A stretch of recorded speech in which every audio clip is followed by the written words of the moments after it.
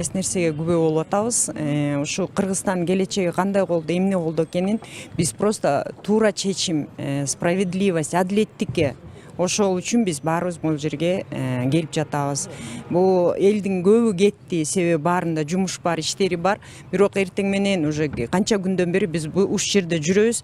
Просто просим справедливости. Пожалуйста, на плакате что написано? Мы за светлое будущее Кыргызстана. Почему не заботимся, а каждый думает о себе? Просим просто справедливости. Хочу выразить свою гражданскую позицию. Я не являюсь родственником.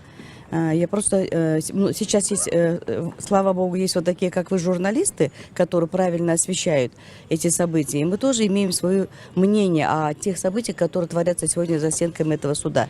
Я вчера присутствовала тоже, и настолько вот доказана их невиновность, документально доказано. Все есть бумаги, которые подтверждают, что благодаря крупные специалисты говорят, если бы не было этой реконструкции, город замерз бы. Сейчас обвиняете этих людей, которые своим трудом как бы доказали, что они невиновны.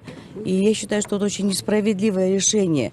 Такое ощущение, как будто бы просто был приказ дан сверху, и просто суд сидит и просто так. Ей все равно, о чем говорят, а прокуроры там с места тоже выскакивают и тоже говорят, лишь бы закончилось это дело. Уже заведомо решенное, наверное, какое-то решение принято.